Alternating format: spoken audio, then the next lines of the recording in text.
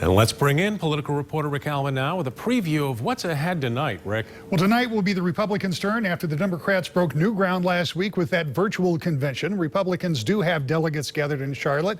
And earlier today, as you heard, renominated President Trump as the GOP standard bearer. There are, just as last week, dozens of speakers on tap for day one. Former South Carolina Governor Nikki Haley, Louisiana Congressman Steve Scalise, Michigan native Republican National Committee Chair Ronna McDaniel, and Donald Trump Jr. Few of the names expected to address the convention. Like Democrats last week, Republicans will have a theme each night. And tonight's theme is a land of promise. The overall theme will be honoring the American story. Look for Republicans to draw what they see as a stark contrast from the Democratic messages from last week.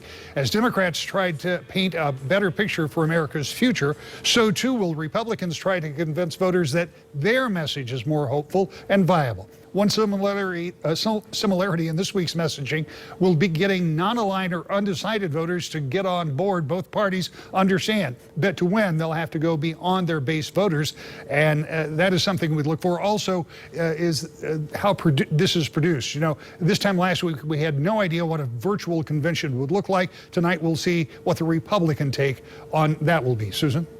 Okay, Rick, thank you. News 8 will have complete coverage of the 2020 RNC. We will be streaming the conference live on woodtv.com each night starting at 9. And then NBC News will provide special reports each night at 10 o'clock. And we will have analysis and reaction with political reporter Rick Alvin each night on News 8 at 11.